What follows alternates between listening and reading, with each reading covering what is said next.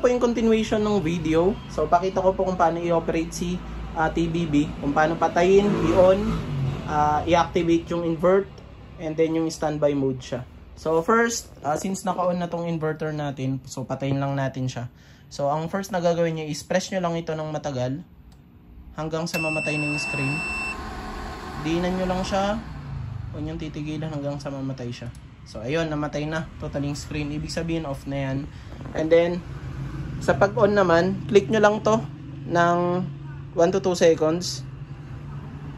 Ayun, bitaw. Mag-standby mode po yan. So hintayin natin lumabas yung standby dito. So ayan, naka-standby mode po yan. Ibig sabihin, walang ilaw yung inverter, yung charge, and yung fault. Ayan, makikita nyo dito standby. So ayan, naka-standby mode. Ibig sabihin, pag naka-standby ka, pwede ka na ngayon mag-set ng mga parameters. So for example, nakaset ka na ng parameters. So kung gusto nyong i-on na yung inverter, gusto nyo mag-output, press nyo lang to ng 1 to 2 seconds lang din. 1001, 1002. Ayun, magkiklik po yan, and then mag-open po yung ilaw dito sa invert. So same lang din po ng dati. So, pakita natin kung meron na siyang output. So ayan, sundutin natin yung line and neutral.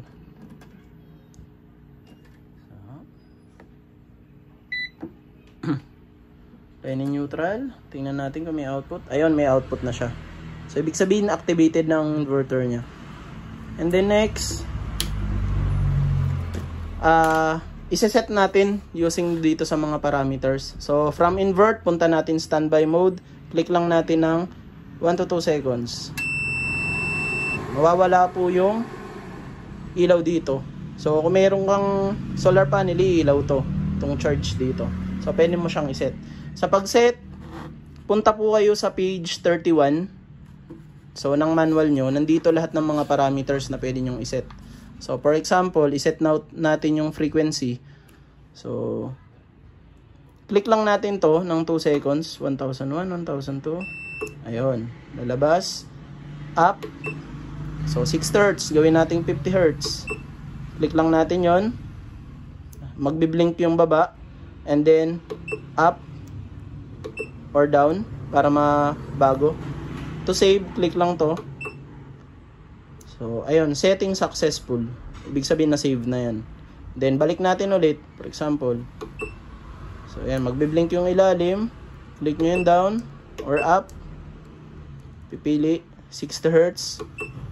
Press successful. Pili tayo. Punta tayo sa number 2, parallel mode. So since hindi natin yung kailangan, isa lang inverter, punta tayo dito sa battery type. So number 10. Ayan, number 10. Click natin sa AGM. So press 1, enter. So yun, setting successful. So ganun lang siya mag-set. Ang importante lang dito na ma-set nyo syempre is yung output frequency, output voltage. So sa mga single setup lang turuan ko na kayo. Si number of MPPT, kung dalawang gusto nyong gawin, pwede mo siyang iset sa dalawa.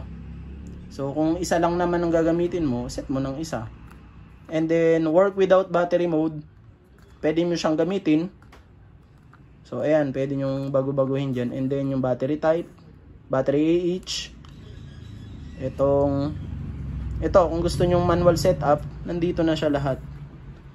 So sa mga ano naman, sa mga battery na merong communication like Leodar or LV Topsan, i-select nyo lang dito yung TBB lithium. So yun, and then connect nyo lang din yung communication cable nya. So connect nyo lang dyan. So dito sa common, papunta dun sa battery nyo. So ayun po. And then ano pa bang ano dito? Yun pala, tinest ko kanina. As per dito, itong work without battery, pag inactivate mo to, for example, enable mo to, dapat, magti-trigger lang ang invert niya pag meron na siyang PV input. Pag wala yan, hindi mo may ma-activate yung inverter niya. So, kung wala ka pang PV, so make sure na naka-disable yung work without battery mode mo. So, chinek ko na yung kanina. And then, itong number of MPPT. So, kung magte-testing ka, dapat, kung isang MPPT lang gagamitin mo, nakapag-input ka ng isa lang, then nailagay mong dalawa, magkakaroon ka dito ng fault sa inverter. So, make sure na kung isa lang ang MPPT gagamitin mo, isa lang din ang ilalagay nyo sa setting. So, ayun, halos lahat ng setting, same lang dun sa dati. May mga nadagdag lang like yung parallel. Saan ba dito yon? Alam ko mayroon dito yun eh. Ito. Yung parallel address. Ito, itong parallel phase. So, ito, parallel mode. Ayan o, mayroon siyang option ng 3 phase. So, parallel. So, ayan. Ganun lang po siya. Kung gusto nyo po nitong inverter na to, available po sa shop namin. ANA Solar Shop, NANA Solar Store. Visit lang po kayo kung meron po kayong time. Or pwede nyo pong i-order via online po sa amin. So, ang available, 6 kW, 48 volts, and 3 kW, 48 volts. So, parating pa lang po yung mga 24 volts namin. So, sa mga gusto na mag-purchase, available na po ito.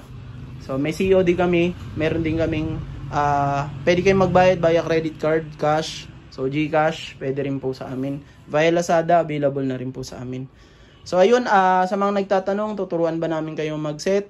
Yes po, once na bumili po kayo sa amin, ituturo po namin yung mga secret, parameters, and setting na pwedeng i-set sa TBB.